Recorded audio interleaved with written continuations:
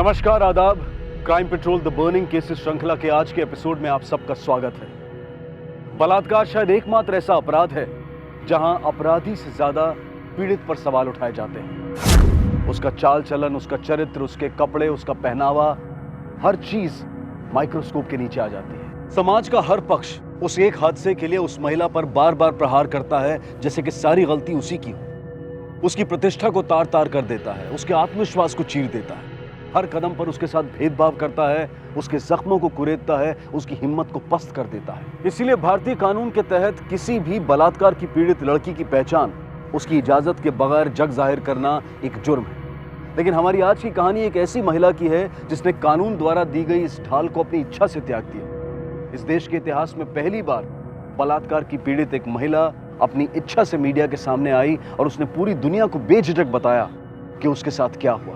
उसने इस समाज से पूछा कि मैं अपनी पहचान क्यों छुपाऊं जब मेरी कोई गलती नहीं है। मैं ऐसी किसी बात के लिए क्यों शर्मिंदा हूं जो मेरी करतूत ना हो। अत्याचार मुझ पर हुआ है, यातनाएं मुझे मिली हैं, बलात्कार मेरा हुआ है, तो फिर मैं क्यों एक गुनहगार की तरह से अपनी पहचान छुपाती फिरूं। जी हां, मेरा नाम सुजैन जोन्स है और मैं लड़ रही हूं और लड़ती रहूंगी। आखिर कितने लोगों में हिम्मत होती है अपने सबसे घिनौने लम्हे को पूरी दुनिया के सामने लाकर रखने की।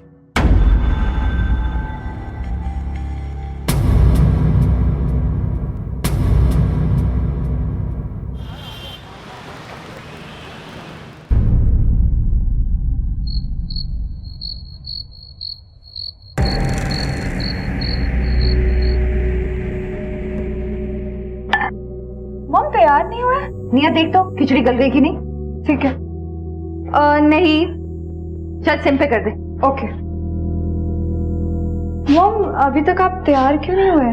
मैं सोच रही मैं आज नहीं जाऊं। पर क्यों? ठीक ना, कितना काम है। तानिया को होमवर्क कराना है, वो मामा के लिए खिचड़ी बना रही हूँ, उसके बाद उनको दवाई देनी है, और तुझे भी तो मुझसे कुछ काम था ना। पर आपने कहा ना कि अब मैं बड़ी हो गई हूँ तो मैं सब संभाल सकती हूँ। Mom go get a life. Sure? हाँ ऑब्वियसली। इतने दिनों बाद आप अपने फ्रेंड्स के साथ जा रहे हो बाहर। ओके। ठीक लग रही हो? शी mom, are you serious?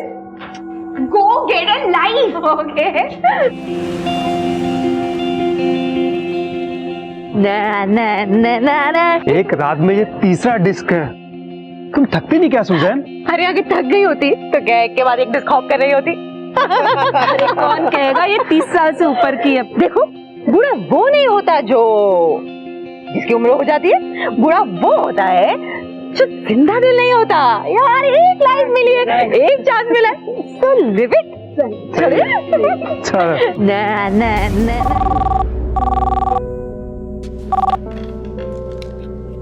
Hello, अच्छा सुन ना, वो तानिया का होमवर्क एक बार चेक कर लेना। हाँ हाँ हाँ, और नानी ने दवाई ली या नहीं वो भी चेक कर लेना। I'll come home soon। क्या बात कर रही है? लास्ट में कभी से? Excuse me? Excuse me? मैंने आपको वहाँ देखा, वहाँ डांस फ्लोर पे। Can you see? आपके वहाँ से निकलने से डांस फ्लोर की पूरी रौनक ही गायब हो गई। Really? Can I have this last drink with you? Sure। Okay। My name is Lucky Bachani। Susan Jones। सुजन। क्या करते हो आप सुजन? फिलहाल nothing। I'm looking for a job। Mom की तबीयत ठीक नहीं रहती तो उनको अकेला छोड़ नहीं सकती, and I guess call centre की job will be best। Call centre? अरे फिर तो आपको मेरी कंपनी ज्वाइन करनी चाहिए। कौन सी कंपनी? LV एंटरप्राइजेज, बालीगंज है ना, वहाँ पे ही है। बड़े बड़े यूएस के क्लाइंट्स हैं हमारे। हाँ। Cheers, Susan। Cheers, Lucky।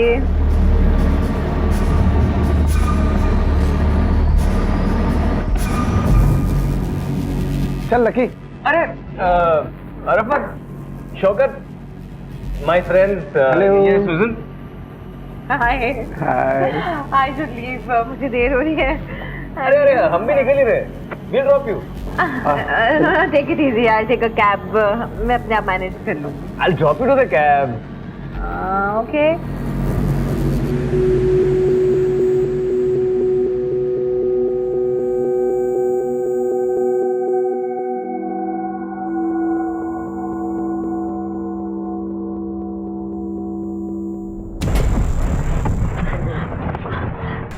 क्या हुआ? आवाज नहीं आ रही है? हाँ देख, मैं बहुत जिम्मेदार इंसान हूँ, इसलिए देख तेरे लिए क्या तोहफा लेके आया। इसको पकड़ और ज्यादा चिंता चाहिए ना ठोक देना इसको।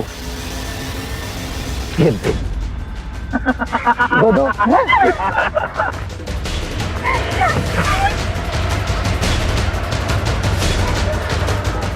मान जाना, अरे मान जा।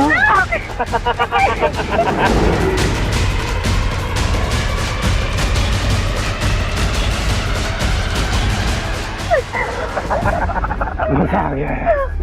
अरे तुम लोग में किसी का मूड है क्या? छोड़ यार, बहुत देर हो गई, इसे ठिकाने लगाते हैं।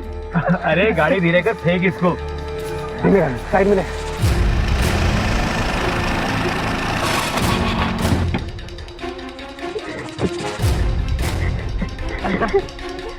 चल।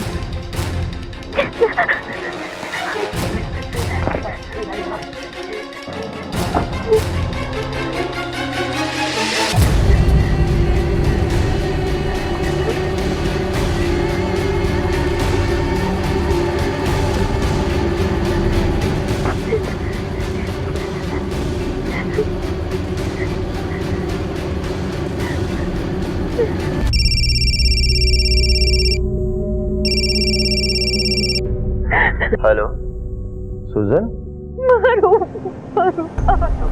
सुजन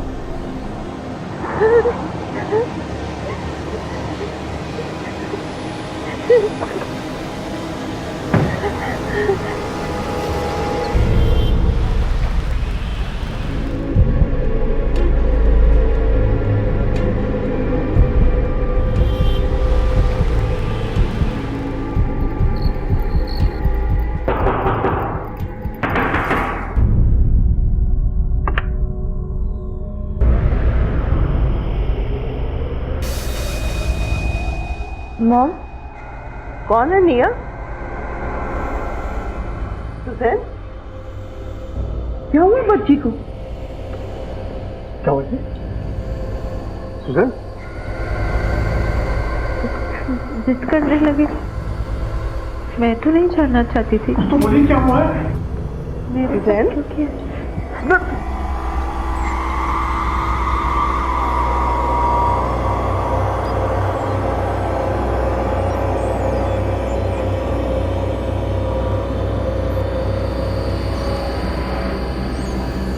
क्या हुआ है अंकल? अंकल क्या हुआ है मॉम के साथ? उनके साथ कुछ लोगों ने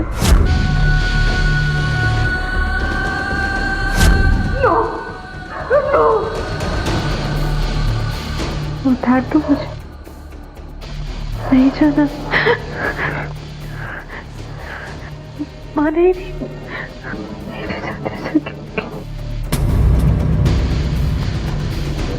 मैं ही क्यों, मेरे साथ ही उन्होंने ऐसा क्यों किया? ये सवाल अब सुजैन को जिंदगी भर सताएंगे। वो यातना, वो हादसा एक रात का था, लेकिन उसका प्रभाव, उसकी वेदना उम्र भर की थी। जो घाव पहले शारीरिक थे, उसके निशान उसके जहन पर एक अरसे तक रहेंगे। हादसे के 2 दिन बाद भी सुजैन ऐसे असहनीय दर्द से गुजर रही थी कि वो अपने आप बिस्तर से उठने की भी हालत में नहीं थी। और ऐसे में उसकी बड़ी बेटी निया उसका सहारा बनी।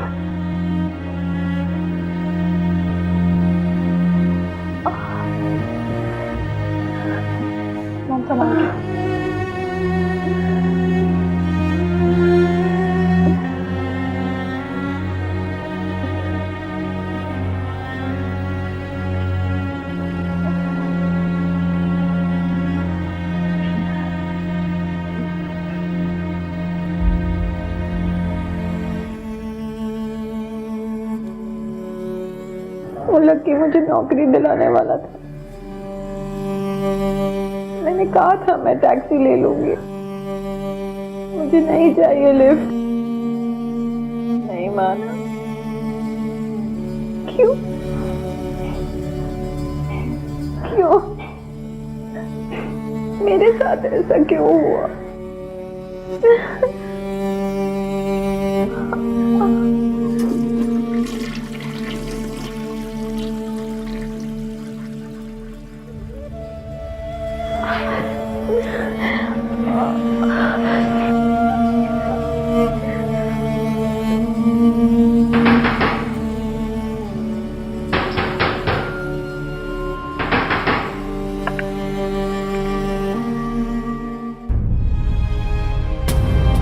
पापा मॉम कैसी है बेटा? ठीक नहीं है पापा, अभी भी सदमे में है। बहुत दर्द है, छोटे से छोटे काम के लिए भी मदद की जरूरत पड़ती है उन्हें। तुम मॉम के सामने रोई तो नहीं? नहीं। गुड।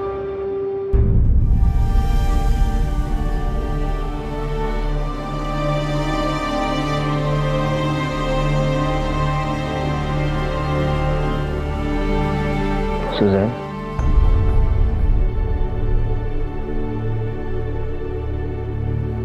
Please relax.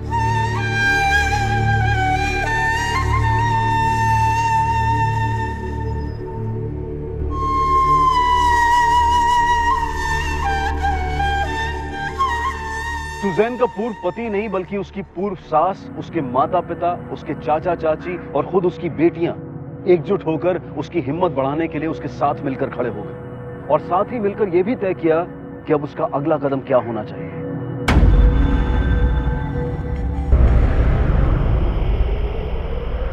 हम इस तरह हाथ पे हाथ रखकर तो नहीं बैठ सकते। It's a crime. हम सबको मिलकर इसके खिलाफ एक्शन लेना चाहिए। सुजैन को पुलिस स्टेशन जाना चाहिए। क्या पुलिस के पास? किस लिए?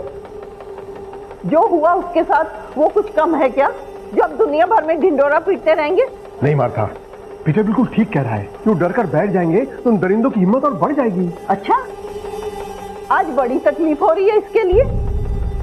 तब तकलीफ नहीं हुई थी जब ये हमें छोड़ के चला गया था।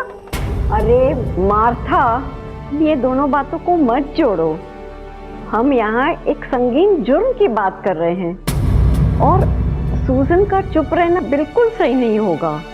मॉम को जस्टिस मिलना ही चाहिए। तू भी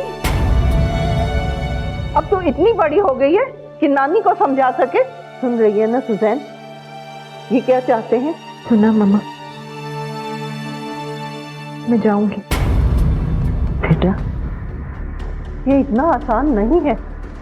जानती हूँ मम्मा, जब आप लोगों से, मेरे अपनों से कहना इतना आसान नहीं था, तो बाहर वालों से कहना। पर मैं कहूंगी मम्मा, मैं उनको सजा दिलवा के रहूंगी मम्मा।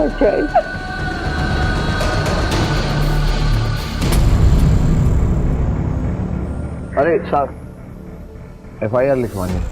विक्टिम कौन है? जी है। हाँ तो तुम अंदर जाओ, बाकी सब लोग इधर बाहर वेट करो। चलो। ठीक है। FIR दर्ज कराना है। केस क्या है? रेप। विक्टिम कहाँ है? जी, मैं हूँ। आप बैठिए।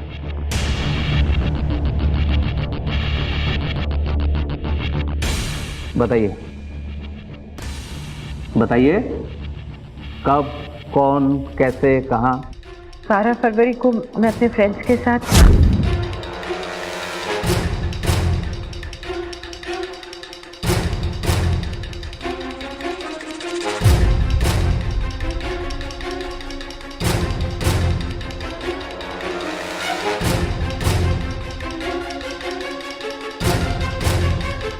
बस हो गया? जी, कुछ और सुनना है आपको? बहुत कुछ सुनना है। विक्रम, सुनो तो। हाँ। मैडम 12 तारीख को रात में 1:30 बजे मंत्रा डीप से निकली और 5 लोगों ने इनको गाड़ी के अंदर ट्रैप कर लिया और चलती गाड़ी में इनका रेप कर दिया। 5 आदमी लोग और एक तुम, एक गाड़ी के अंदर, और चलती गाड़ी में तुम्हारा रेप हुआ। ये थोड़ा ज्यादा नहीं हो गया? मैंने गाड़ी थी कि बस थी? आप लोगों को ये मजाक लगा है? मजाक तो आप कर रही है मैडम। एक गाड़ी के अंदर सामने ड्राइवर और एक पैसेंजर और पीछे वाली सीट में 3 लोग और आप, कुल मिला के 4 लोग। ऐसे में तो बैठने में तकलीफ हो जाएगी, तो रेप कैसे हो जाएगा? मैडम, आप जरा वो ड्रॉ करके बता सकती है क्या कि एक्चुअल पोजीशन क्या था, ताकि हमें समझने में आसानी हो जाए। प्लीज बस कीजिए आप लोग। आप मेरी FIR दर्ज करेंगे या नहीं? पुलिस वालों को आंखें मत दिखा, समझ गए? अधेड़ उम्र की औरत घर बार छोड़ के रात को 1:30 बजे मंत्रा डिश में दारू पीकर भजन कीर्तन तो नहीं करने गए थे ना? है? बस कीजिए आप लोग। मैं यहाँ एक रेप केस रिपोर्ट करने आई थी और जब से आई हूँ आप मेरे ही कैरेक्टर पर लगातार इल्जाम लगा रहे हैं। उन 5 लड़कों के बारे में अभी तक कोई सवाल नहीं किया आपने। मैंने कहा था पुलिस के पास मत जाओ, अब क्या करेगी? जवाब दूंगी।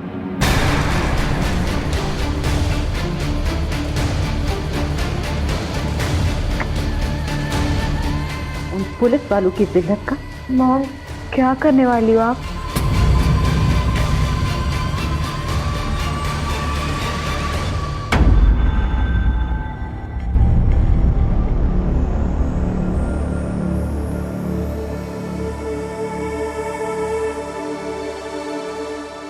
सुजैन, हम लाइव जा रहे हैं, तुम बोल पाओगी ना? डोंट वरी, मैं बोलूंगी। नमस्कार, मैं शाजली बोड़ो खबर से आपका स्वागत करती हूँ। आज मैं रूबरू कराने वाली हूँ आपको हमारे शहर की एक शर्मनाक पहलू से। जाहिर सी बात है कि हम कानून के दायरे में रहते हुए ना तो उनका नाम बता सकते हैं और ना चेहरे को जाहिर कर सकते हैं, तो हम आपको मिलवाते हैं उस औरत से, आपके विवेक से।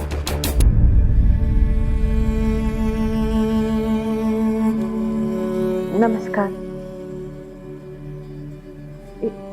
इससे पहले मैं ये बताऊं कि मेरे साथ क्या हुआ, मैं आप सबको अपने बारे में कुछ बताना चाहूंगी। मेरी उम्र 37 साल है। मैं एक डिवोर्सी, एक सिंगल मदर हूँ। मेरी 2 बेटियां हैं।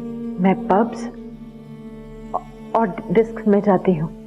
12 तारीख की रात को एक डिस्क से लौटते वक्त 5 आदमियों ने मुझे अपनी गाड़ी में कैद कर लिया और बंदूक की नोक पे मेरे साथ बलात्कार हुआ।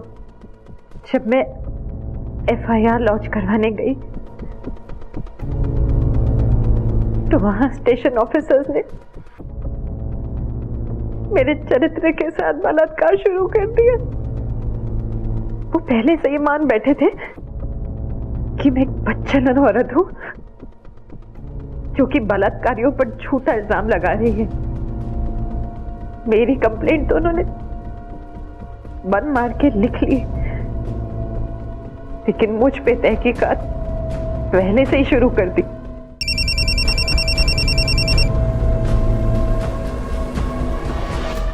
मैडम, टीवी चालू कीजिए। इस सिस्टम से मायूस होगी मैं मीडिया और जनता से मदद मांगने आई।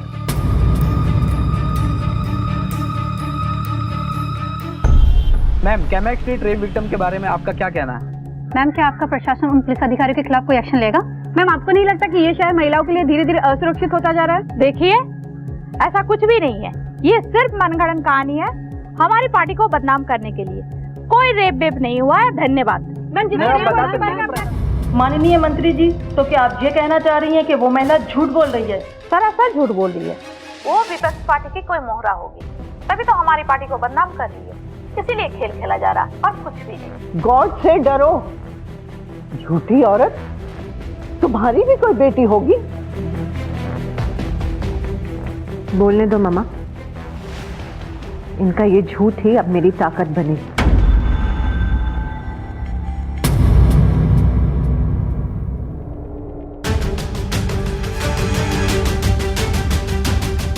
Good morning madam. आसुन, বসুন। এই কেসটা দেখুন। 12 तारीख की रात को डिस्क से लौटते वक्त 5 आदमियों ने मुझे अपनी गाड़ी में कैद कर लिया। बस एक चिंगारी और ये स्टेट धू धू करके चलेगा। तो वहां स्टेशन ऑफिसर्स ने। मैं चाहती हूँ कि ये केस आप हैंडल करें with immediate effect. Yes ma'am. তুমি বুঝতে পারছো এটা অনেক sensitive case. I want a result. Don't worry, madam. আমি দেখছি। आपने बुलाया था सबसे पहले, इंटायर पुलिस डिपार्टमेंट की तरफ से मैं आपसे माफी मांगती हूँ। आपके साथ जो कुछ भी हुआ वो नहीं होना चाहिए था। उन दोनों ऑफिसर्स को हमने सस्पेंड कर दिया। बाकी आप सब लोग प्लीज बाहर वेट करिए। सुजैन, आपको अपना स्टेटमेंट फिर से एक बार देना पड़ेगा। 12 फरवरी की रात मैं अपने दोस्तों के साथ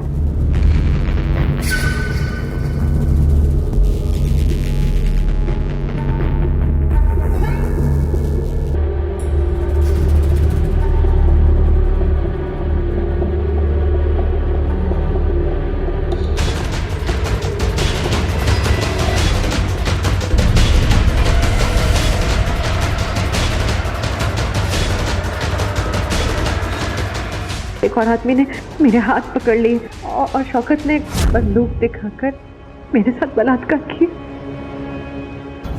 और उसके बाद छोटी गाड़ी से। अरे गाड़ी धीरे कर, फेंक इसको। आपके कहने के मुताबिक सिर्फ शौकत अली है जो आपका बलात्कार किया था, राइट? जी, लेकिन इसका मतलब ये नहीं है कि बाकी लोग बेगुनाह हैं। नहीं, बिल्कुल नहीं। सुजैन, अभी ये केस मैं हैंडल कर रही हूँ और सच्चाई का पता मैं लगा कर रहूंगी। You don't worry. फिलहाल आज शाम को आपको मेडिकल टेस्ट के लिए जाना पड़ेगा, BH जनरल हॉस्पिटल। ओके, मैं जाऊंगी।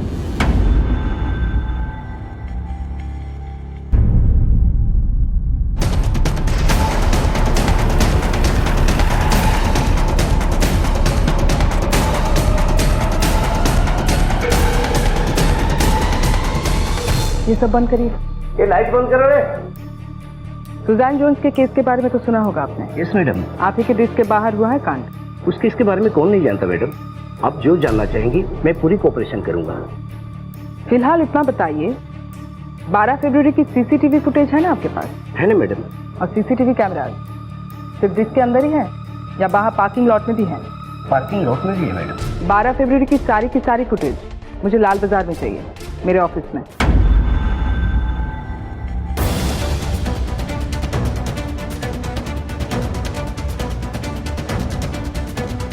मैम, वो रही सुजैन। और ये स्टॉप। ये नंबर प्लेट पर जूम करो। Note it down. इस गाड़ी की डिटेल चाहिए मुझे। Yes ma'am. मैम, कल मैंने मंत्रा डिस्क के पार्किंग वालों से भी बात की थी। उन लोगों ने मुझे एक होंडा सिटी गाड़ी के बारे में बताया था। अजीब तो था साहब, एक गाड़ी में 6 लोग बैठे थे। इसका मतलब सुजान की कहानी का पहला भाग सच्चाई से मेल खा रहा है, क्यों? Right ma'am. और बाकी इस गाड़ी के डिटेल से कई राज खुलने वाले हैं। तो फिर पता करो। मैम,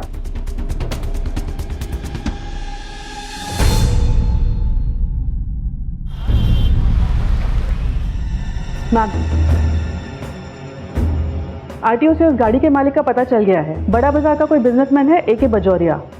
मिले उससे? जी मैम। कहते हैं कि गाड़ी गायब है, कहाँ गई पता नहीं। हाँ, तो रिपोर्ट तो लिखवाई होगी ना? अभी नहीं, कहते हैं कि आज लिखवाने वाले थे। कमाल है, गाड़ी गायब है और आज रिपोर्ट लिखवाने वाले थे। इसकी कुंडली निकालो सिन्हा। मैम। उस गाड़ी का पता लग गया। ग्रेट। कहाँ है?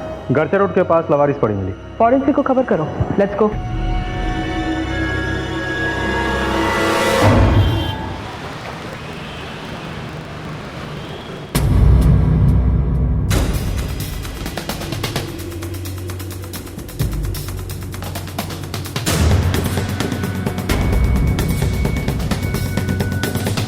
ये देखिए, सुजैन के हेयर सैंपल से मैच करवाइए। हाँ।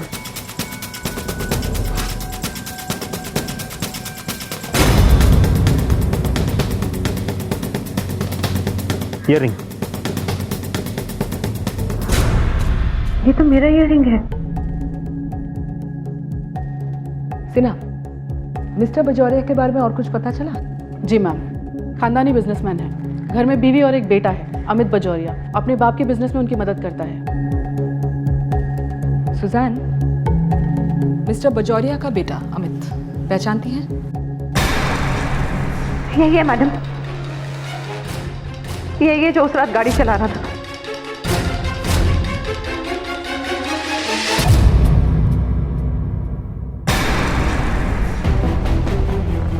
आइए सर। मेरी गाड़ी का कुछ पता चला? जी हाँ, आपकी गाड़ी के बारे में तो पता चल गया है, लेकिन यहाँ हम आपके बेटे के बारे में पता लगाने आए हैं। वो तो ऑस्ट्रेलिया में है। अच्छा, कोई बात नहीं, उसका ऑस्ट्रेलिया वाला नंबर दे दीजिए। नंबर? छोड़ी जाने दीजिए, कोई बात नहीं, हमें इंडिया का नंबर दे दीजिए। वो वाला नहीं जो बंद है, वो वाला नंबर दीजिए जो प्राइवेट है। मैम, गुड न्यूज़, अमित पजोरिया का फोन ट्रैक हो गया। कहाँ है वो? दीघा। हमारी एक टीम उसे पकड़ने के लिए निकल चुकी है, शाम तक वो हमारी हिरासत में होगा मैम। ब्रिलियंट।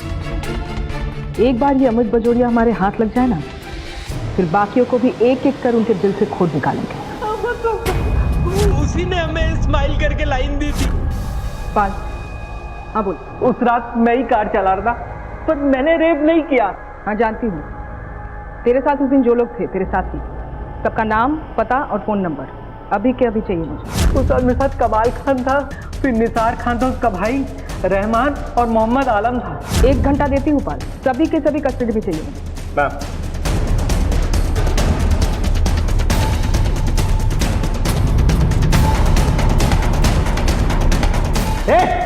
पकड़ो उसे। रुक रुक रुक, उधर बैठाओ गाड़ी में। कमाल का है कमाल खान, उससे गाड़ी इस्तेमाल करी तेरी, जाल बिछवाई तुझसे, चौकीदारी करवाई तेरे से, और रेप किया उसने खुद। और अब तुम तीनों को पुलिस के हत्थे चढ़ा के खुद फरार हो गया। अभी भी समय है, सच सच बता दो, कहाँ है कमाल खान? पहचानती हूँ उन्हें? वो गाड़ी चला रहा था, अमित बजोरिया। उसका नाम नहीं पता था। दूसरा? ये लकी बचान ना, इसका नाम है मोहम्मद आलम।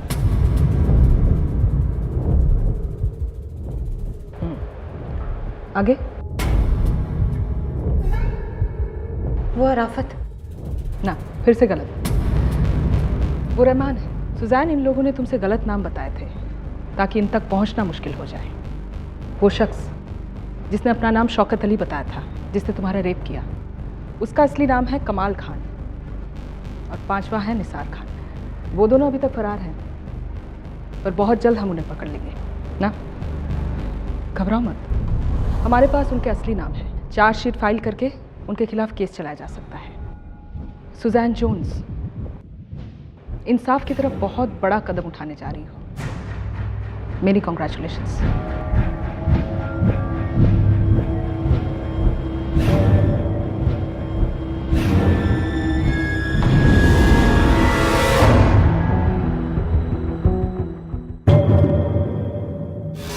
बलात्कार से पीड़ित महिलाओं के प्रति संवेदनशीलता दिखाते हुए इस मामले की कार्यवाही को क्लोज रूम प्रोसीडिंग्स के तहत करवाया गया और अदालत की कार्रवाई की वीडियो रिकॉर्डिंग भी की गई।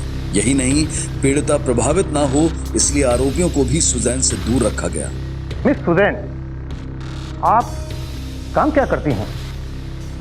फिलहाल काम की तलाश। सॉरी, आपने अपने केस में बताया था कि आपने मेरे क्लाइंट से कहा था कि आप रात में काम करना चाहती हैं। मेरे क्लाइंट ने आपको कुछ ऑफर किया था? कॉल सेंटर की जॉब की बात हुई थी। Miss Suzanne, are you sure कि कोई डील नहीं हुई थी? क्या मतलब? मतलब मैं समझा पाऊं। योर ऑनर, मिस सुजैन मेरे क्लाइंट से उसी रात को मिली थी।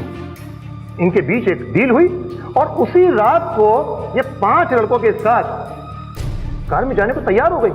और इसका सबसे बड़ा सबूत है ये मेडिकल रिपोर्ट, जिसके मुताबिक रेप तो हुआ ही नहीं है। ऑब्जेक्शन योर ऑनर, रिपोर्ट के मुताबिक सीमेंट ट्रेसेस नहीं मिले हैं। इसका मतलब यह नहीं हुआ कि बलात्कार नहीं हुआ है। योर ऑनर, उस रिपोर्ट में यह भी लिखा गया है कि मेरे क्लाइंट के गुप्तांगों में चोट के निशान है, जिसका मतलब यह होता है कि इनके साथ जबरदस्ती तो हुई है।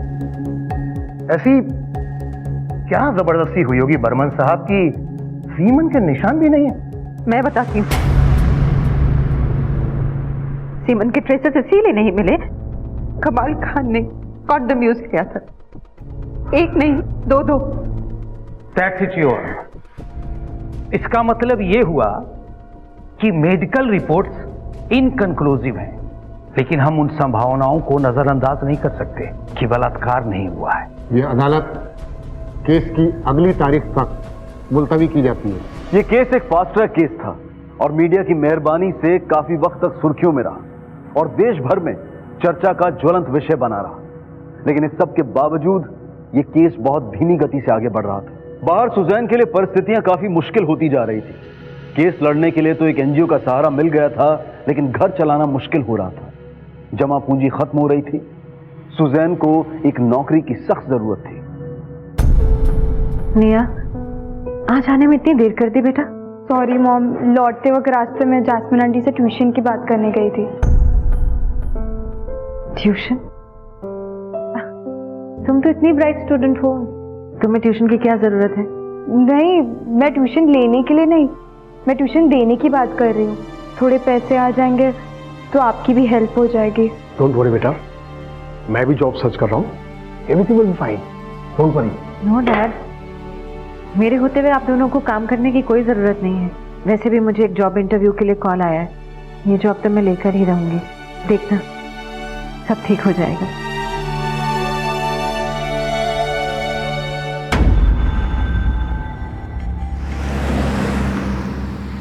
आप इस फॉर्म को फिलअप कर दीजिए please.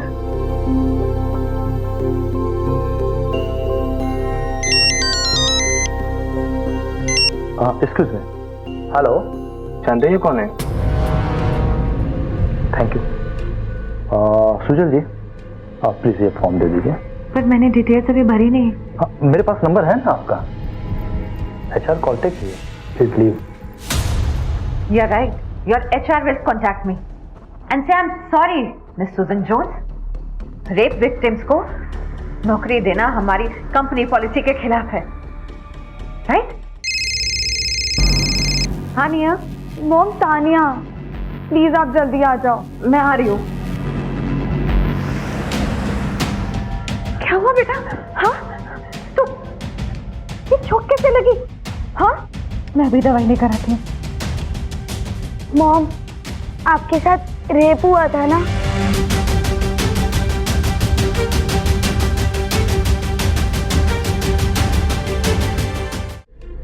Shut up, Tania, come with me. चलो।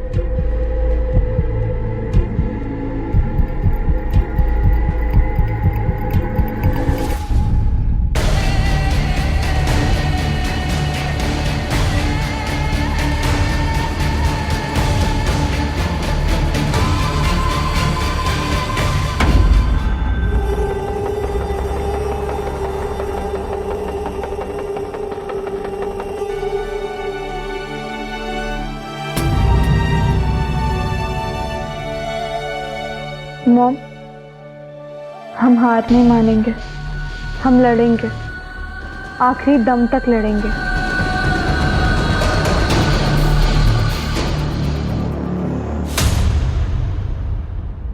योर ऑनर, आज मुझे कुछ खास सबूतों पर गौर करवाना है, ये देखने के लिए कि मैडम उन्हें भी पहचान पाती हैं या नहीं। तो मिस सुजैन, जरा इसको देखकर बताइए, क्या ये वही अंडरगारमेंट्स है? ऑब्जेक्शन योर ऑनर, ये क्या तरीका है? ये क्या तरीका है सवाल पूछने का? कम ऑन बर्मन साहब, ये पर्सनल वियर है, मैं इसे कैसे हाथ लगा सकता हूं? और रही बात एग्जिबिट की ऑनर, तो ये मिस सुजैन के सेडक्टिव गारमेंट्स ही बता रहे हैं, इनकी मंशा क्या रही होगी। मिस्टर डिफेंस लॉयर, कोर्ट ये चाहती है कि आप इस एग्जिबिट को कोर्ट में जमा करवाएं और लिखित रूप में एक्सप्लेन करें कि ऐसे हथकंडे अपनाकर केस को क्या फायदा होने वाला है। The court is adjourned for the next hearing. Suzanne की हिम्मत धीरे धीरे टूट रही थी। केस शुरू हुए 1 साल से ऊपर हो चुका था, लेकिन अब भी दिशाहीन ही चल रहा था और ना ही इस केस के मुख्य आरोपी कमाल खान और उसके भाई निसार खान की कोई खबर मिल पाई थी। लेकिन कुछ ही महीनों बाद एक ऐसा हादसा हुआ जिसने सुजैन को झकझोर कर रख दिया। एक और बलात्कार, कोलकाता के ही पास एक स्टूडेंट का बलात्कार और कत्ल। और इस हादसे के बाद सुजैन ने एक ऐसा क्रांतिकारी कदम उठाया जो शायद ही किसी रेप विक्टिम ने उठाने की हिम्मत की हो।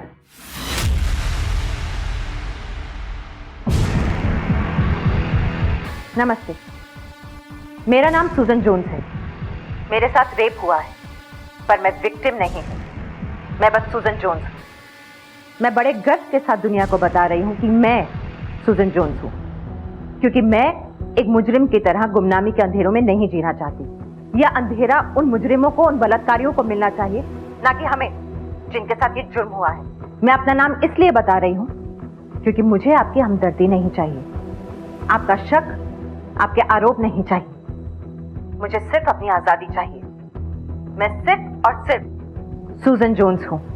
मेरे साथ रेप हुआ है, पर मैं विक्टिम नहीं हूँ। नमस्ते।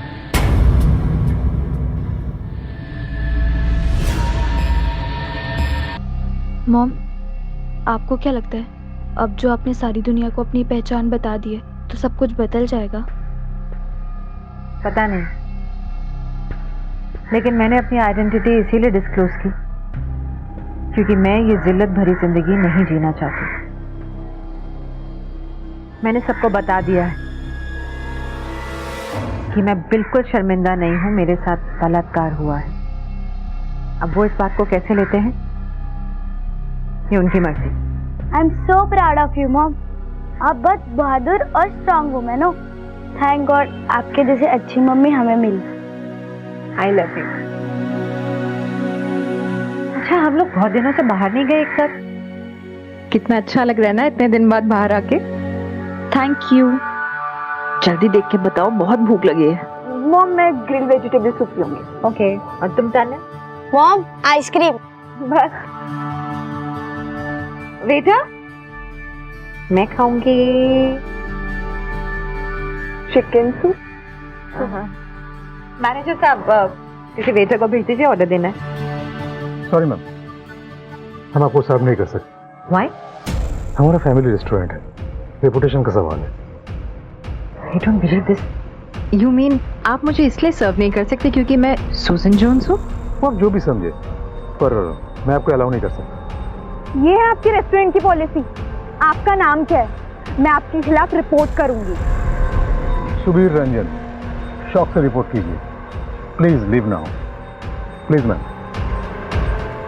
मोम पर सुजैन के साथ हुए इस भेदभाव ने सुजैन को और दृढ़ बना दिया, उसे एक मकसद दे दिया। अब सुजैन अपने ही जैसी बलात्कार और उससे उभरने वाली सामाजिक परेशानियों से पीड़ित लड़कियों और महिलाओं के अधिकारों के लिए लड़ने वाली एक धर्म योद्धा बन गई। अब सुजैन की जिंदगी इन्हीं पीड़ितों के बीच गुजरने लगी, जिनकी आवाज ये समाज सुनकर भी अनसुनी करने की कोशिश कर रहा था। कहा था ना तुझे शाम को घर से बाहर मत निकल, मगर नहीं मानी। अरे इज्जत लुटवा कर आ गई। पर बाबा, मैं तो सही लोग के साथ खेलने गए थे। क्यों गई तू बाहर? क्यों गई थी बाहर तू?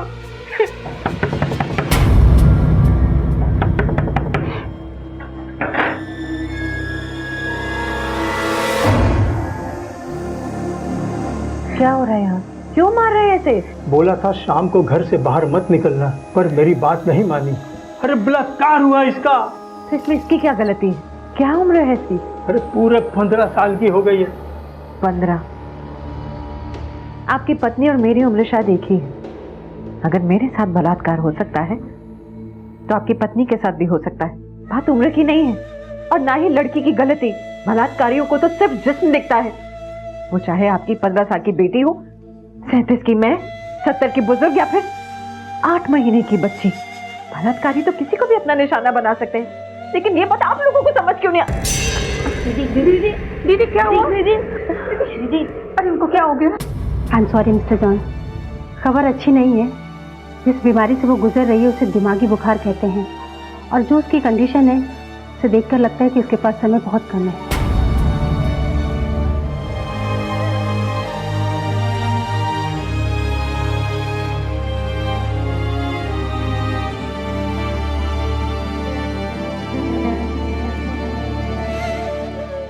मियाँ,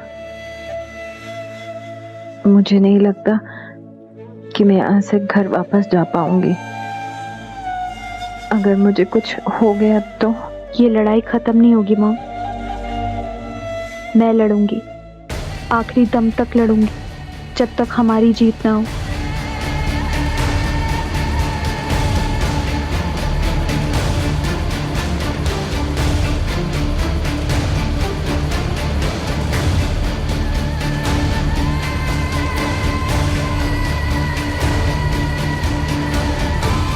ये केस पूरे 4 साल तक चला और सुजैन के गुजर जाने के कुछ 8 महीने बाद अदालत ने इस मामले पर अपना फैसला सुनाया। ये केस कई मुद्दों के लिए याद रखा जाएगा। मीडिया और पॉलिटिक्स में छाए रहने के अलावा ये केस सुजैन जोन्स के त्याग और संघर्ष के लिए भी याद रखा जाएगा। इस केस में अपना फैसला सुनाने से पहले मैं कुछ अहम बातों पर गौर करना चाहूंगा। इस केस को गौर से देखने पर यह जाहिर होता है कि ये एक सामान्य रेप केस नहीं है, जहां कुछ वहशी दरिंदों ने अपनी हवस की प्यास मिटाने के लिए किसी लड़की का बलात्कार किया हो, बल्कि ये एक सोची समझी प्री प्लान्ड साजिश थी। कुछ मुलजिमों ने विक्टिम को किडनैप किया, मुलजिमों ने उस पर अत्याचार किया, उसे मारा पीटा, उसे बाजारू औरत कहा, उसे चरित्रहीन भी कहा और सिवाय कमाल खान के किसी और ने उसका रेप नहीं किया। इससे साफ जाहिर है कि उनका इरादा उसका रेप करने का नहीं था, बल्कि उसे एक सबक सिखाने का था। उनके हिसाब से कोई भी औरत या लड़की देर रात को घर से बाहर जाती है, नाइट क्लब में जाती है, शराब पीती है, तो वो चरित्रहीन है और उसके साथ ऐसा ही बर्ताव होना चाहिए। ये बलात्कार पीड़ित के प्रति मुलजिमों के क्रोध का नतीजा था। It's a case of anger rape.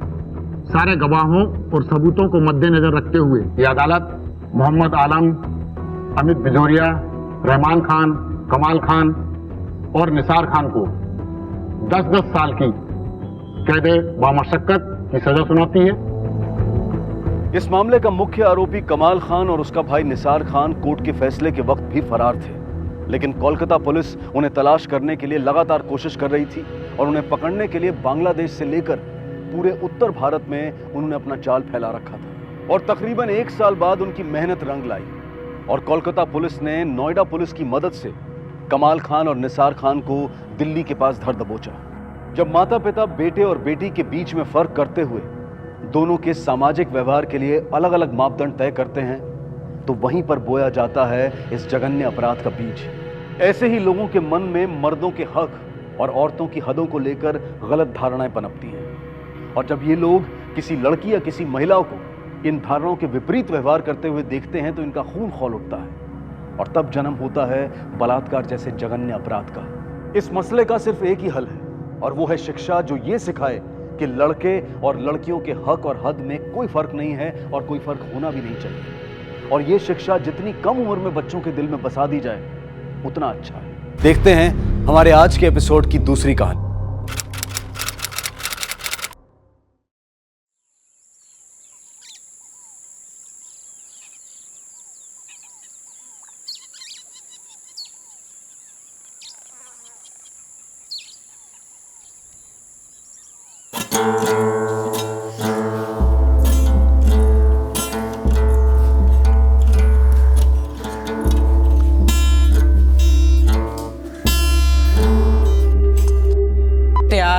ये तार फिर से टूट गया। आई नो संजीव, माना ये तेरा फर्स्ट परफॉर्मेंस है, लेकिन लास्ट नहीं। बिल्कुल ठीक। Keep it up, keep it up. हाँ बेटा, एकदम शांत होकर कामली परफॉर्म करना और आज परफॉर्मेंस के वक्त तार टूटना नहीं चाहिए। संजीव सचू। हेलो, नमस्ते, अस्सलाम वालेकुम, सत श्री अकाल। मैं संगीता भाटिया आप सबका स्वागत करती हूँ। आज मैं आपको एक ऐसे बेहतरीन सिंगर से मिलाने वाली हूँ, उसका नाम है संजीव भाटिया। वैसे तो संजीव भाटिया बहुत ही अच्छे सिंगर है, बहुत अच्छा गाना गाते हैं, रोमांटिक सॉन्ग तो बहुत ही अच्छा गाते हैं, लेकिन इन रियल लाइफ ये लड़कियों से बात करने से शर्माते हैं। दीदी, पापा देखो ना, दीदी मुझे हमेशा चिढ़ाती रहती है। Oh, you are a loser. हाँ, no, don't say like this. ये लूजर नहीं है, ये हमारा बॉक्सिंग चैंपियन है। वो देखो इसके मेडल्स। और हमारा ये बॉक्सिंग चैंपियन अब सिंगिंग चैंपियन बनेगा। यस और no? Yes papa. I no पापा, लेकिन ये हर चीज में मेरी हेल्प लेते रहता है। अरे तुम्हारा छोटा भाई है ना, तुमसे नहीं तो और किससे पूछेगा? और दीदी, मैं आपसे सब कुछ पूछता हूँ, इसका मतलब ये नहीं कि मुझे कुछ नहीं आता। अच्छा, तो तुझे वानी में रिकमेंड किसने करवाया था? आपने। लेकिन अच्छा ऑडिशन तो मैंने दिया ना, इसलिए तो मैं शॉर्टलिस्ट हुआ। और हाँ, अभी ना मैं बहुत ही जल्दी एक बड़ा पॉप स्टार बनने वाला हूँ। ओह माय पॉप स्टार, तू ना एक 5 फुट 6 इंच का एक गोरिल्ला है। ना ना, गोरिल्ला नहीं, तू ना एक भालू है। अच्छा, मैं भालू? तो आप ना दीदी एक 5 फुट 2 इंच की लोमड़ी हो। नहीं नहीं, छिपकली। हाँ, तूने मुझे छिपकली कहा तो आपने मुझे भालू बोला। अरे तुम दोनों रिलैक्स रिलैक्स, तुम लोग अपनी एनर्जी लड़ाई झगड़े में वेस्ट मत करो। आज रात को तुम्हारा प्रोग्राम है, उस पर कंसंट्रेट करो। ओके ओके पापा। मैं रात को घर आकर तुम्हारा प्रोग्राम सुनूंगा और उसके बाद तुम्हें लेने रेडियो स्टेशन भी आऊंगा। ध्यान से जाना। Best of luck. Thank you पापा। थैंक यू पापा। Bye bye.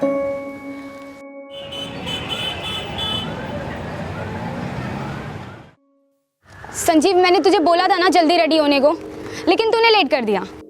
अब देख, बस भी नहीं आ रहा है। नो वरीज दीदी, हम लिफ्ट ले लेते हैं। मेरे सारे फ्रेंड्स ना स्कूल ऐसे ही आते हैं। अब रहने दे, लिफ्ट भी नहीं मिलने वाली। लेकिन दीदी ट्राई करके तो देख सकते हैं ना। देख,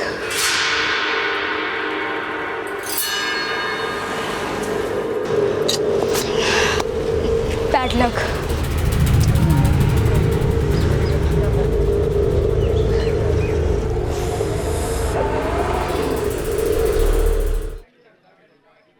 गाड़ी रोकिए, गाड़ी रोकिए, हमें कहीं नहीं जाना। गाड़ी रोकिए, हमें कहीं नहीं जाना। गाड़ी रोकिए, हमें कहीं नहीं जाना।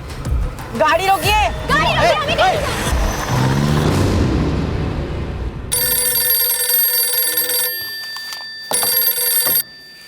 हेलो जी, मैं बाबा खड़क सिंह मार्ग से बोल रहा हूँ।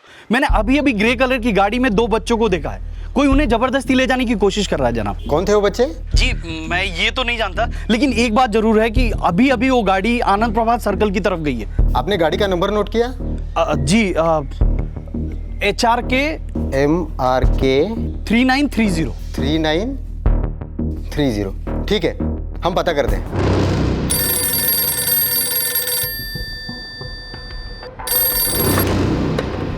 हेलो, मैं कंट्रोल रूम से कांस्टेबल खान बोल रहा हूँ। जी बोलिए।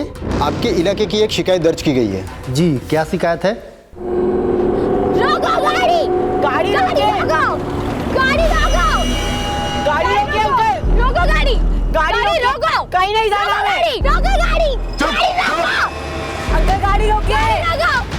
गाड़ी रोको! गाड़ी रोकिए। गाड़ी रोको! रोको गाड़ी! Uncle help, uncle help! Uncle help. रोको गाड़ी! अंकल प्लीज हेल्प, मेरे भाई को चोट लगा। गाड़ी रोकिए अंकल, नहीं जाना हमें। गाड़ी रोकिए अंकल। अंकल हेल्प, अंकल लग गया मुझे। प्लीज बचाओ हम लोग को। गाड़ी अंकल गाड़ी रोकिए। गाड़ी रोकिए अंकल, प्लीज हेल्प कीजिए, लग गया मुझे। Uncle please. अंकल खून में रहा है, अंकल रोकिए। गाड़ी रोको!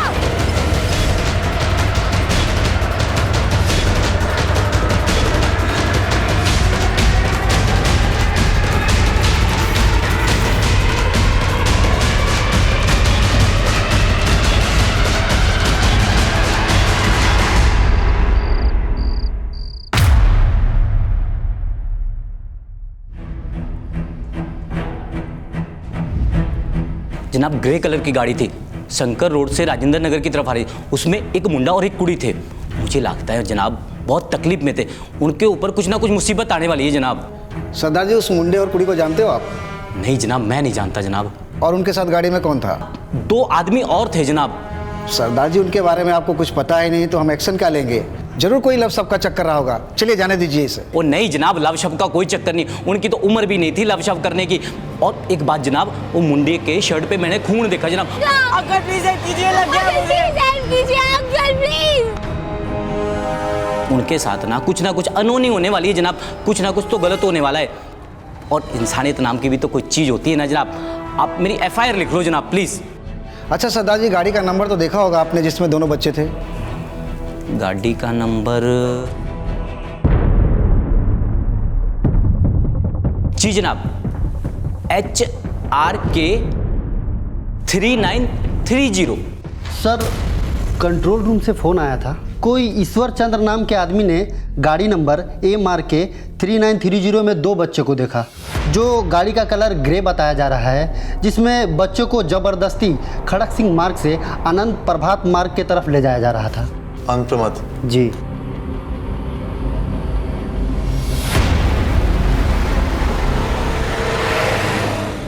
अगस्त 1978 की शाम को navy officer captain Raman Bhatia की बेटी संगीता भाटिया और बेटे संजीव भाटिया ने दिल्ली कैंट बस स्टैंड से एक अनजान आदमी से लिफ्ट ली थी।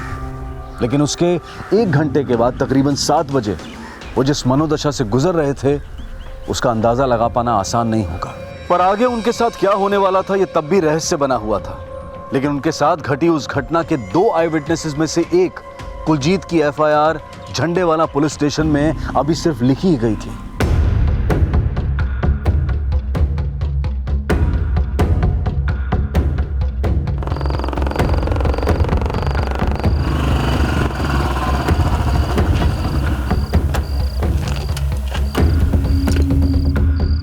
लेकिन ईश्वर चंद द्वारा की गई शिकायत पर करोल बाग पुलिस ने तुरंत एक्शन लेना शुरू कर दिया था। लेकिन फिलहाल उन्हें इस केस से जुड़ी कोई भी लीड नहीं मिली थी, क्योंकि संगीता और संजीव को जिस कार में सिद्धिपुरा करोल बाग में देखा गया था वो अब झंडेवाला से आगे बढ़ती हुई तकरीबन 7:30 बजे दिल्ली के central ridge reserve forest area में आ पहुंची थी। वो जगह पिछले कई दशकों से न जाने कितने ही घिनौने अपराधों की साक्षी बनती आई है। लेकिन 40 साल पहले दिल्ली के उस central ridge reserve forest area में संजीव और संगीता के साथ क्या होने वाला था? दीदी मुझे बहुत दर्द हो रहा है। हिम्मत रख संजीव, सब ठीक हो जाएगा, तू चिंता मत कर। हे वाहिगुरु, मेहर कर। पानी नहीं है, ठंडा पी लो। कुछ नहीं चाहिए हमें, हमें बस घर जाना है। चिल्ला मत नहीं तो। अरे मैं बात कर रहा हूँ, तू चुप रह। ठंडा पीना है या पैसे मरना है? नहीं, प्लीज एक आइसक्रीम ला दो ना, संजीव को बहुत पसंद है।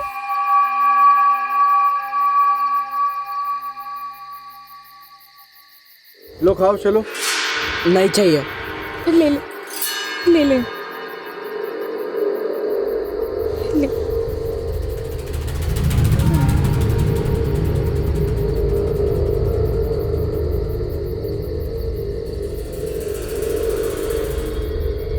पापा क्या करते हैं तुम्हारे?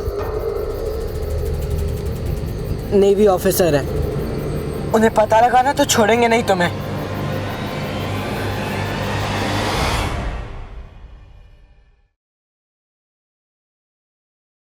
उमा, जल्दी आओ, बच्चों का प्रोग्राम शुरू होने वाला है। ये लीजिए चाय पकौड़े। वैसे उमा, हम लोग हैं तो किस्मत वाले, क्योंकि हमारे बच्चे बड़े काबिल हैं। हाँ, संगीता तो पहले से ही होस्ट कर रही है और आज संजू भी पहली बार गाना गाने वाला है। हेलो, नमस्कार, सलाम and Sat Shri Akal. All India Radio के youth Vani in the rhythm programme में मैं वैजंती सरकार आप सबका स्वागत करती हूँ। वैजंती सरकार, आपने शायद गलत नंबर लगा दिया होगा। ऑल इंडिया रेडियो सुनने वाले आप सभी लिसनर्स को वही तो है, लेकिन संगीता ने होस्ट क्यों नहीं किया?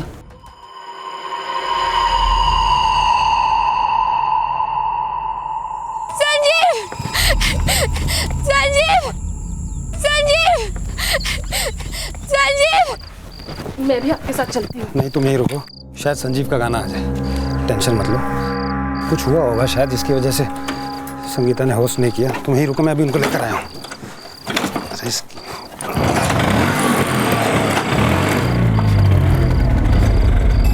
प्रोग्राम में आज हम आपका परिचय कराएंगे इंडिया के यंग टैलेंट से। अगला गाना पेश कर रहे हैं कानपुर के विजय शास्त्री।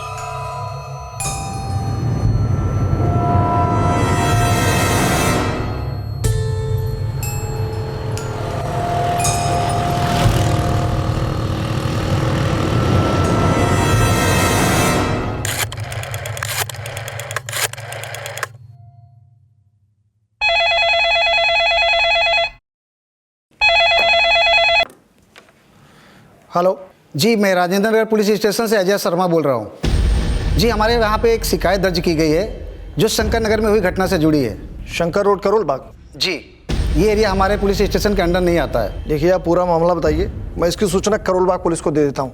जी, एक सरदार जी हमारे पास आए थे जिन्होंने बताया कि उन्होंने एक लड़का और लड़की को चलती हुई गाड़ी में संदिग्ध हालत में देखा और गाड़ी का रंग ग्रे कलर का और उसका नंबर है HRK 3930 और बता रहे थे कि उन लोग की जान खतरे में थी।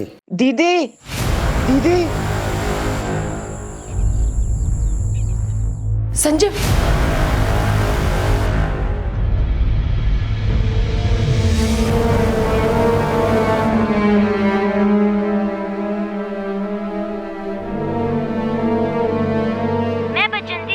अब आपका परिचय आज के आखिरी सिंगर से करवा रही हूँ, जिसका नाम है रचिता शर्मा फ्रॉम ओल्ड दिल्ली।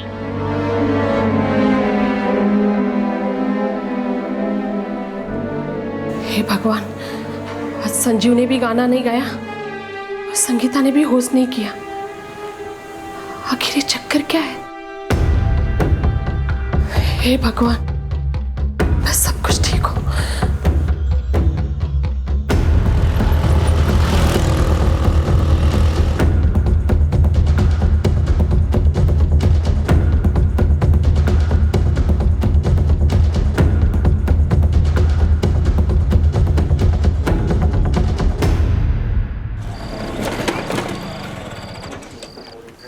श्रीवास्तव जी। हाँ जी। ये आज संगीता ने प्रोग्राम क्यों नहीं होस्ट किया? संगीता तो आज यहाँ पर आई ही नहीं। आई नहीं मतलब? वो तो शाम को 6 बजे से निकली हुई है घर से यहाँ आने के लिए। संजीव भी उसके साथ था, उसका भाई। सर वो दोनों यहाँ पर नहीं आए और संगीता यहाँ पर नहीं आई थी, इसलिए मुझे अर्जेंट में दूसरे होस्ट को अरेंज करना पड़ा। यहाँ नहीं आई, घर से यहाँ के लिए निकली, तो गई कहाँ? आपने उनको देखा तक नहीं? नहीं सर, वो लोग आए ही नहीं यहाँ पर। Thank you. अगस्त 1978 रात करीब 9:15 बजे रेडियो स्टेशन से दिल्ली कैंट की तरफ आने जाने वाले रास्तों पर कैप्टन रमन भाटिया ने संजीव और संगीता को ढूंढने की काफी कोशिश की और करीब 10 बजे वो वापस अपने घर पहुंचे इस उम्मीद में कि शायद उनके बच्चे घर पहुंच गए हों। आपने मुझे वहां से फोन क्यों नहीं किया? अरे कोई पीसीओ ही नहीं मिला रास्ते में, कहाँ से फोन करता? कैनॉट प्लेस में कोशी रेस्टोरेंट है। संगीता अक्सर अपने फ्रेंड के साथ वहां जाया करती है। आपको एक बार वहां जाके देख के आना चाहिए था। कोशी रेस्टोरेंट में इस वक्त कौन मिलेगा? हम दोनों उनके फ्रेंड के घर जाए या शायद उनके फ्रेंड से पता चले कि इस वक्त वो दोनों कहाँ हैं। मैं उसके दोस्तों के घर पता करके आता हूँ, तुम घर पे ही रहना, हो सकता है दोनों वापस आ जाए। मैं भी आया।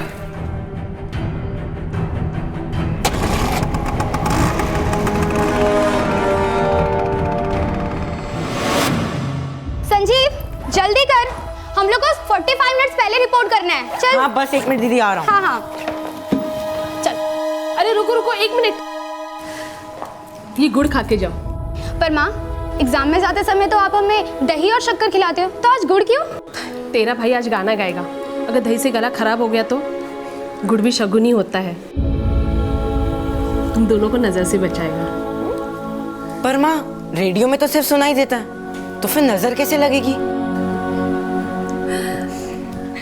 चलो टाइम वेस्ट नहीं करना है, चलो माँ, बाय बाय।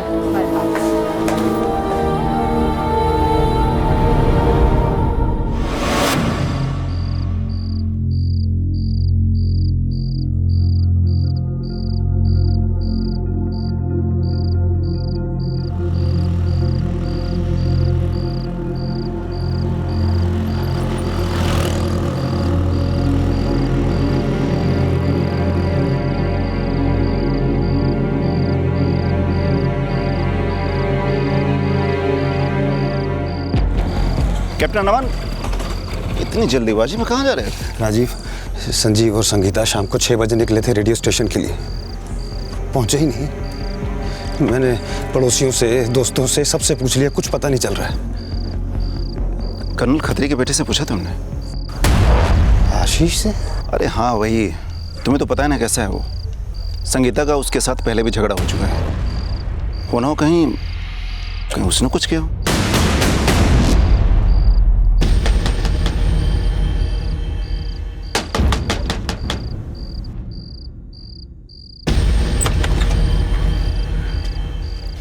इतनी रात आप लोग यहाँ?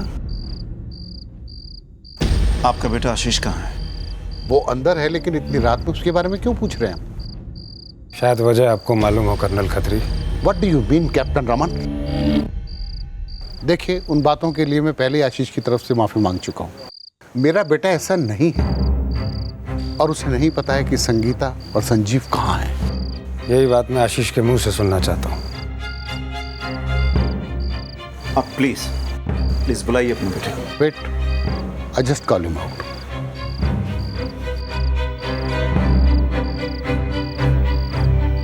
देखो आशीष, तुम भी तो मेरे बेटे जैसे ही हो ना?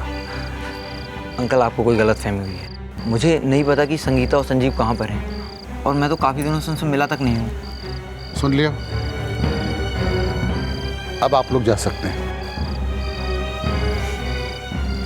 कैप्टन रमन, मेरे बेटे पे शक करने से अच्छा है आप पुलिस की मदद लें।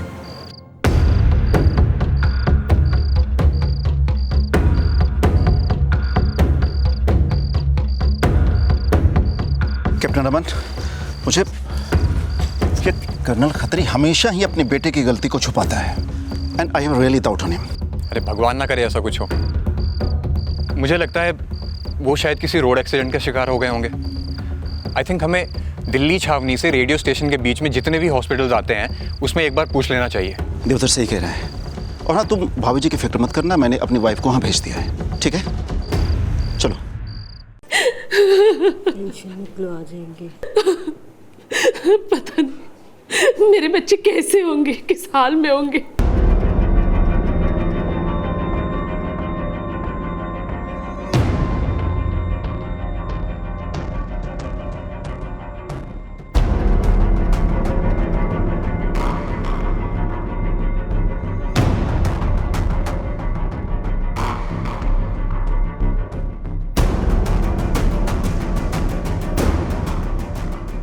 सिस्टर, पिछले कुछ घंटों में इन दोनों में से कोई भी इस हॉस्पिटल में एडमिट हुआ है?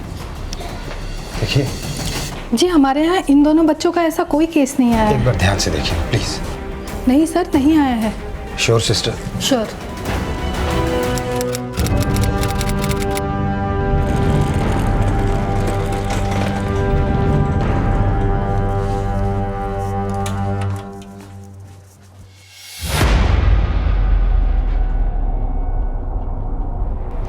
क्या नाम बताया था आपने इन दोनों के?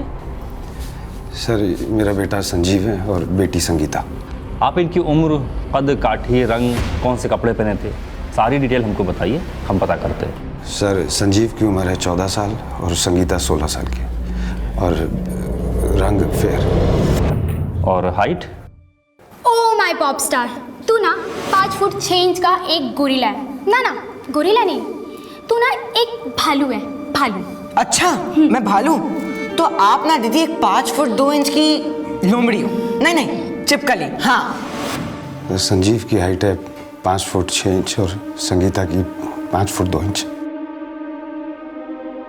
किस तरह के कपड़े पहने हुए थे इन्होंने? सर, जब ये लोग घर से निकले तब मैं तो घर पे था नहीं, तो मैं अपनी वाइफ से फ़ोन करके पूछ लूँ? हाँ जी बिल्कुल।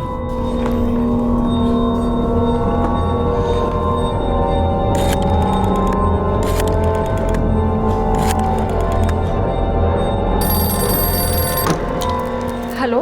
हाँ, मैं बोल रहा हूँ। अच्छा सुनो, ये बताओ, जब संजीव और संगीता घर से निकले थे तब उन्होंने कौन से कलर के कपड़े पहने हुए थे? हाँ, संजीव ने लाइट ग्रीन कलर का शर्ट और ब्लैक कलर की पैंट, और संगीता ने क्रीम कलर का टॉप और ब्लैक कलर की पैंट पहनी थी। सर, संजीव ने ब्लैक पैंट और लाइट ग्रीन कलर की शर्ट पहनी हुई थी और संगीता ने ब्लैक पैंट और क्रीम कलर का टॉप। बच्चों का कुछ पता चला? नहीं, अभी तो कुछ नहीं पता चला। अच्छा, मैं अभी पुलिस स्टेशन में हूँ, घर आकर बात करता हूँ। हाँ।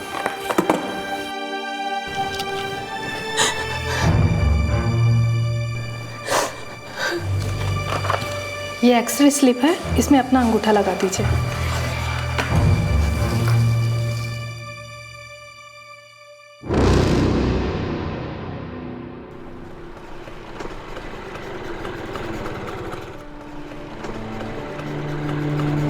संजीव।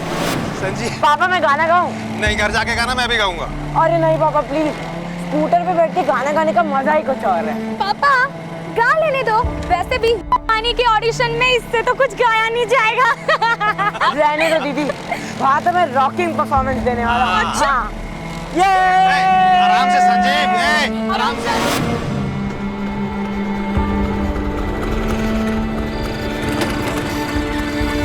क्या बोला पुलिस ने?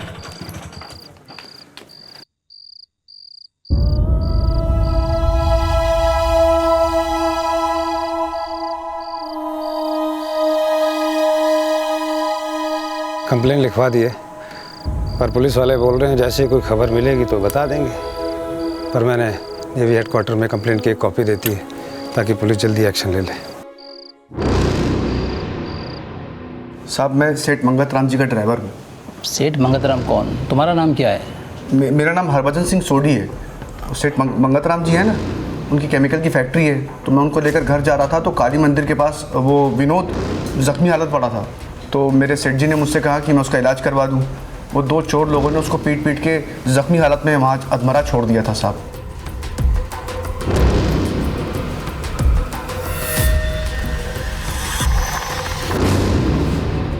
क्या हुआ था? सर उन दोनों ने मुझ पर पीछे से हमला किया। सब कुछ इतनी तेजी से हुआ कि मैं उनका चेहरा नहीं देख पाया, और वहाँ अंधेरा भी काफ़ी था सर। ठीक है, पुलिस स्टेशन में तुम्हारी एफआईआर दर्ज करवा देता हूँ। करोल बाग के जिस हॉस्पिटल में अपना इलाज करवाने आए विनोद सिंह द्वारा जिन 2 लुटेरों का जिक्र किया गया था, क्या उन 2 लुटेरों का संजीव और संगीता की मिसिंग केस से कोई कनेक्शन था? हरभजन का बयान और विनोद द्वारा फाइल की गई एफआईआर उसी करोल बाग पुलिस स्टेशन में दर्ज हुई थी, जहां पर ईश्वर चंद द्वारा यह शिकायत दर्ज की गई थी कि उन्होंने 2 बच्चों को एक कार में जबरदस्ती ले जाते हुए देखा है। जी मैं बाबा खड़क सिंह मार्ग से बोल रहा हूँ। मैंने अभी अभी ग्रे कलर की गाड़ी में 2 बच्चों को देखा है। कोई उन्हें जबरदस्ती ले जाने की कोशिश कर रहा है जनाब। क्या उन 2 सस्पेक्ट्स का उन 2 लुटेरों से कोई कनेक्शन था? और इस केस में उस आदमी की क्या भूमिका थी जिसने संजीव और संगीता को लिफ्ट दी थी? संजीव और संगीता अब कहां थे, इसका पता करने के लिए तब के कमिश्नर ऑफ पुलिस ने खुद इस केस की अगुवाई करने का फैसला लिया।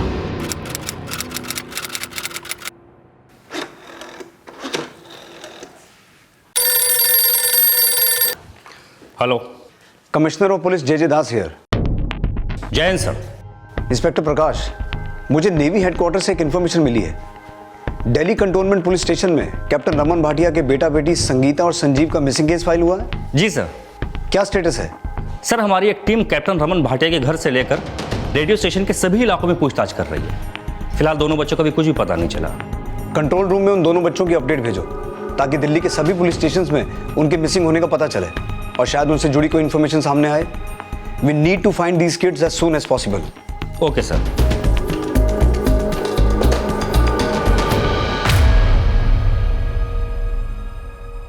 डॉक्टर साहब मुझे एडमिट नहीं होना है, मेरे घर वाले परेशान हो रहे हैं, मुझे जाने दो। लेकिन तुम्हारी हालत अभी ठीक नहीं है। ठीक हूँ डॉक्टर साहब, मैं ठीक हूँ। हाँ, 1 मिनट। 10 इससे लामा पेपर साइन करवा लो और पुलिस को इन्फॉर्म करो कि ये ऐसे जाना चाहते हैं। साइन कर दीजिए इस पे। ये क्या पेपर है जी? LAMA leave against medical advice, यानी तुम हमारे मना करने के बावजूद अपनी रिस्क पर यहाँ से लीव ले रहे हो।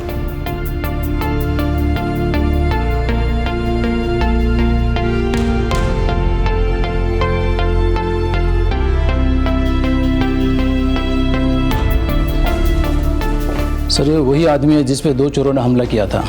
क्या तुम मुझे वो जगह दिखा सकते हो जौन दोनों चोरों ने तुम्हारे साथ लूटपाट और मारपीट की थी? जी सर। ईश्वर चंद ने गाड़ी का नंबर MRK 3930 लिखवाया था। MRK 3930। और कुलजीत ने HRK 3930। HRK 3930। लेकिन दोनों ने गाड़ी का कलर सेम बताया है, ग्रे। मैंने अभी अभी ग्रे कलर की गाड़ी में 2 बच्चों को देखा है। जनाब ग्रे कलर की गाड़ी थी। हो ना हो ये मामला एक ही गाड़ी से जुड़ा हुआ है और इसका कनेक्शन संगीता और संजीव से भी हो सकता है। और ये दोनों गाड़ियों का जो नंबर अलग है, अब यहाँ तो किसी ने गलती की है या फिर जानबूझ के ऐसा किया गया है। सर ईश्वर चंद ने इस ग्रे कलर की कार को बाबा खड़क सिंह मार्ग पे दिखा था, जिसकी सूचना मैंने करोल बाग पुलिस स्टेशन को दी थी। और कुलजीत ने वो कार शंकर रोड पे दिखी थी, जिसकी कंप्लेंट उसने झंडेवाला पुलिस थाने में की थी। ईश्वर चंद ने कंप्लेंट लिखवाई थी 6:40 पर और कुलजीत ने 7 बजे। इन दोनों की कंप्लेंट पे क्या एक्शन लिया गया अभी तक? अभी तक कोई अपडेट नहीं है। करीब 8 बजे मुझे झंडेवाला पुलिस स्टेशन से फ़ोन आया था। उन्होंने कहा कि शंकर रोड उनके इलाके में नहीं आता, तो मैंने कुलजीत की complaint Karol Bagh police station में शिफ्ट की थी। करोल बाग और झंडावाला दोनों के पुलिस स्टेशन के इंचार्ज को यहाँ बुलाओ तुरंत। सर। प्रकाश सर, RTO से पता करो कि MRK 3930 और HRK 3930 ये गाड़ियाँ किसके नाम पर रजिस्टर्ड हैं। और कुलजीत और ईश्वर चंद के घर अपनी एक टीम भेजो, उन्हें संगीता और संजीव की फ़ोटो दिखाओ। शायद उससे ये कंफर्म हो जाए कि उस ग्रे गाड़ी में उन्होंने उन 2 बच्चों को ही देखा था। Okay sir.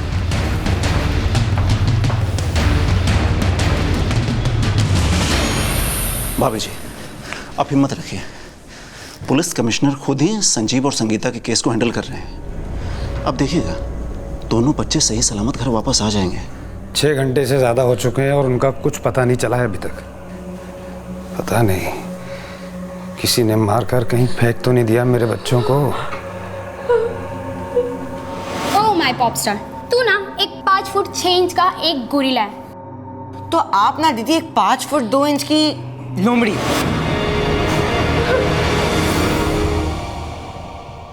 तो ईश्वर चंद और कुलजीत ने उस ग्रे गाड़ी में संगीता और संजीव को ही देखा था? ठीक है। कुलजीत ने आपके पास कंप्लेंट लिखवाई थी 7 बजे। उनके साथ ना कुछ अनहोनी होने वाली है जनाब, कुछ ना कुछ तो गलत होने वाला है। और इंसानियत नाम की भी तो कोई चीज़ होती है ना जनाब। आप मेरी FIR लिख लो जनाब प्लीज़। लेकिन आपने कंट्रोल रूम को इन्फॉर्म किया 8 बजे। क्या कर रहे थे 1 घंटे तक? सर वो मैंने शट अप, डोंट एक्सप्लेन। ईश्वर चंद की कंप्लेंट की सूचना आपके पास 6:30 बजे तक पहुंचा दी गई थी। क्या एक्शन लिया आपने? जी मैं बाबा खड़क सिंह मार्ग से बोल रहा हूँ। मैंने अभी ग्रे कलर की गाड़ी में 2 बच्चों को देखा है। कोई उन्हें जबरदस्ती ले जाने की कोशिश कर रहा है जनाब। हमने आनंद प्रभात से लेकर शंकर मार्ग तक हर जगह छानबीन की, लेकिन कोई लीड नहीं मिली। कोई लीड नहीं मिलेगी तो सारी पुलिस टीम हाथ पे हाथ रख के बैठ जाएगी।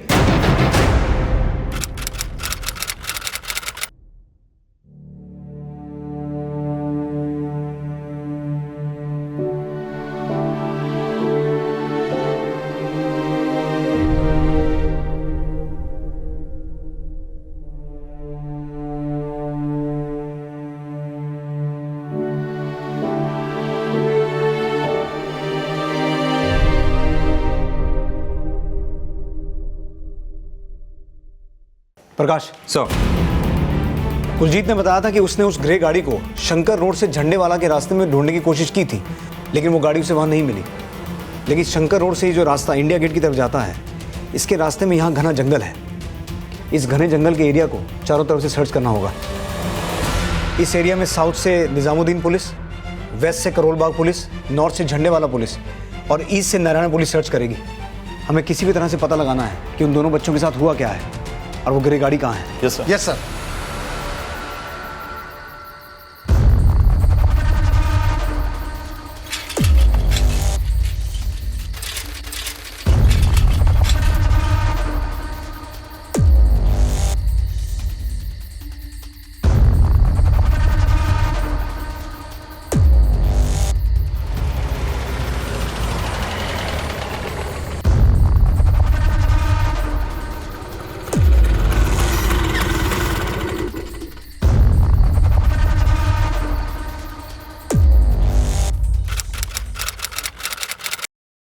याद करने की कोशिश करो, शायद तुम्हें उनका चेहरा याद आ जाए।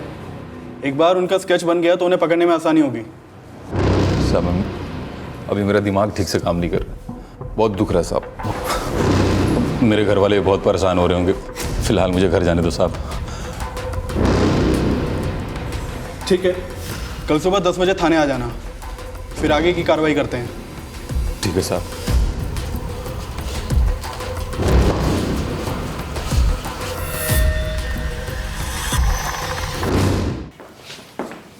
खान, कोई update? No sir. Ishwar Chand और कुलजीत, इन दोनों को कल सुबह ऑफिस बुलाओ और उन दोनों की मदद से उन 2 आदमियों का स्केच बनवाने की कोशिश करो जिनके साथ उस ग्रे गाड़ी में उन्होंने संगीता और संजीव को देखा था। और दिल्ली के नेबरिंग स्टेट्स हरियाणा, यूपी और राजस्थान, इन तीनों के पुलिस हेडक्वार्टर्स में उन दोनों बच्चों और उस ग्रे गाड़ी की डिटेल भेजो। हो सकता है वो दिल्ली छोड़ के चले गए हों। सर।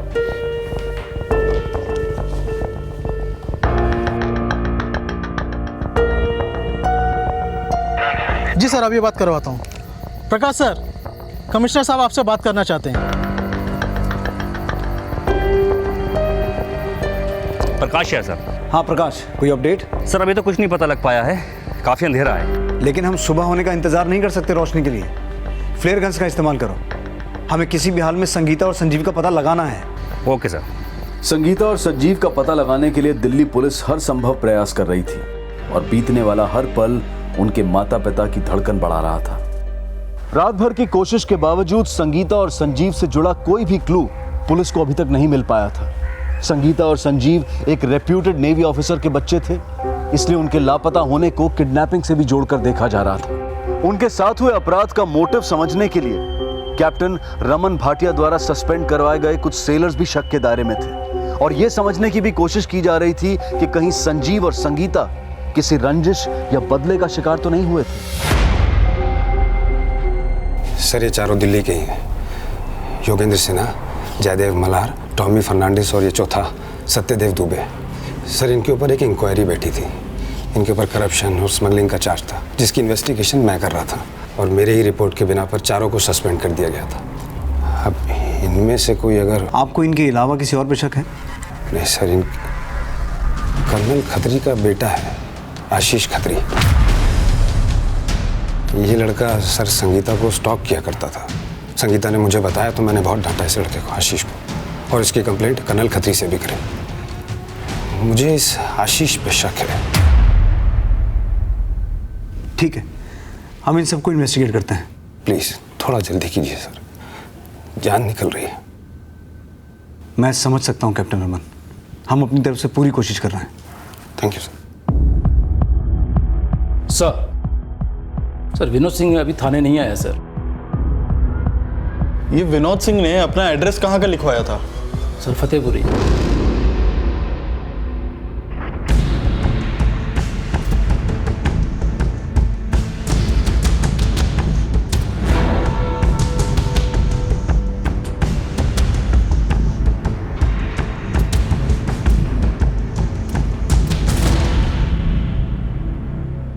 सर मैंने इन चारों से बात की है। सर ये योगेंद्र बोल रहा है कि वो उस दिन गाजियाबाद में था और ये टॉमी सोनीपत में, और ये सर ये सत्यदेव और जयदेव ये उस दिन अपने घर पे ही थे। ये जो कुछ भी कह रहे हैं उसे कंफर्म करो और इनके पिछले कुछ दिनों की एक्टिविटीज को चेक करो। अच्छा, वो कर्नल खत्री के बेटे आशीष खत्री से पूछताछ की? सर वो तो बोल रहा है कि वो कई दिनों से संगीता और संजीव से मिला ही नहीं। लेकिन प्रकाश वो रहता उसी एरिया में है जिस एरिया में संगीता और संजीव रहते थे। उससे एक बार दोबारा अच्छे से पूछताछ करो। राइट सर, ईश्वरचंद और कुलजीत ने उन दोनों आदमी के स्केचेस बनवाए हैं। सर उनके द्वारा बनाए गए स्केचेस लगभग एक दूसरे से मैच करते हैं।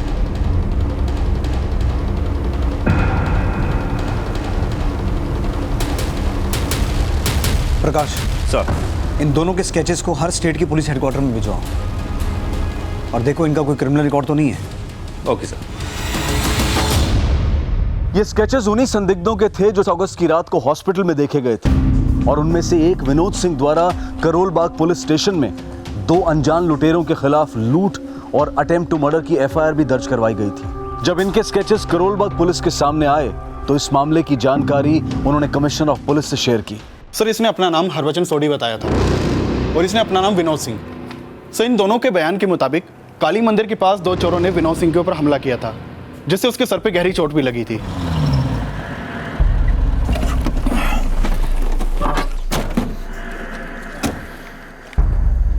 कहाँ हुई थी तुम्हारे साथ लूटपाट?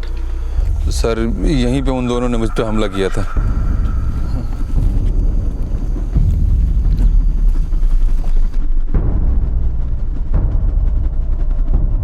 यहाँ देख के तो ऐसा कुछ नहीं लगता कि इनके साथ लूटपाट हुई हो।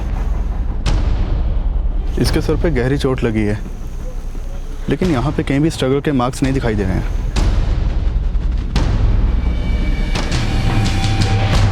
सर इस हरभजन सोडी ने बताया कि मोती नगर में रहने वाले मंगतराम सेठ के यहाँ पे ड्राइवर की नौकरी करता था जिसकी वहाँ पे एक केमिकल फैक्ट्री थी। सर मैंने पता लगाया मोती नगर में ना तो कोई मंगतराम सेठ है और ना ही कोई केमिकल फैक्ट्री।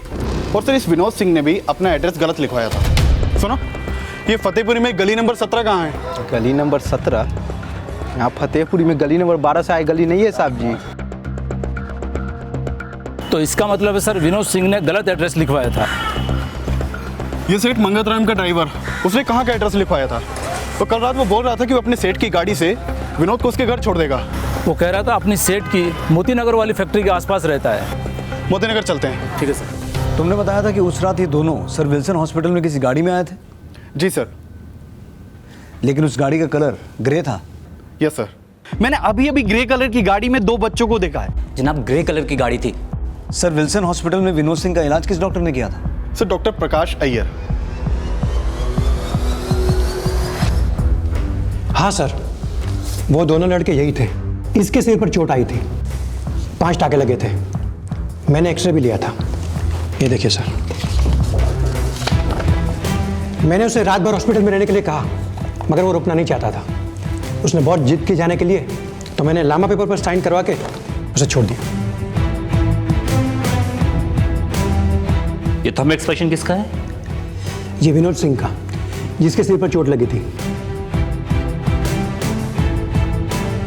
प्रकाश, पता करो पिछले दिनों रिया हुए किसी अपराधी का थंब इंप्रेशन इस विनोद सिंह के थंब इंप्रेशन से मैच करता है क्या? और एक बार फतेहपुरी और मोती नगर में अपनी तरफ से दोबारा पूछताछ करो। हो सकता है हरभजन सोडी, विनोद सिंह और उस ग्रे गाड़ी के बारे में कोई लीड मिले। ये वही ग्रे कलर की गाड़ी थी जिसमें कैप्टन रमन भाटिया के बच्चे संगीता भाटिया और संजीव भाटिया को संदिग्ध अवस्था में ईश्वर चंद और कुलजीत सिंह के द्वारा देखा गया था। लेकिन अब संगीता और संजीव कहाँ थे और किस हाल में थे? आखिर क्या वजह थी कि उन दोनों मासूमों को उनके माता पिता से अलग कर दिया गया था? तो आप ना दीदी एक 5 फुट 2 इंच की लोमड़ी हो। नहीं चिपकली। हाँ तूने मुझे छिपकली कहा? तो आपने मुझे भालू बोला। अरे तुम दोनों बाल कैसे खींचा तूने?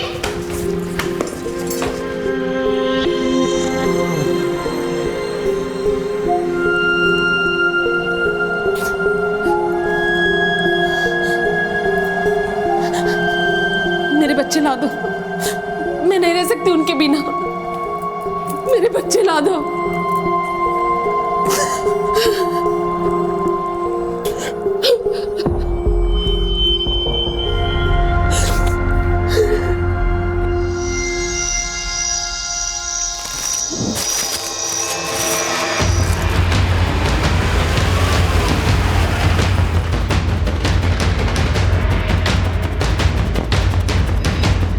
आइए साहब, सुबह सुबह अपने खेतों पर जाते लाश मिली, वो रही साहब।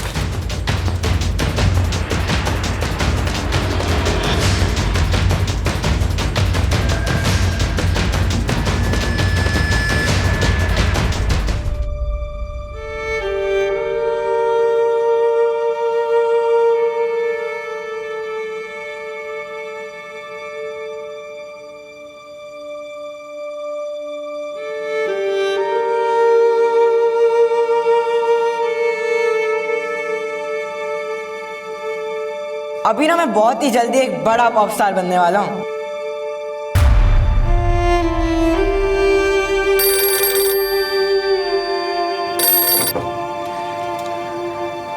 हेलो,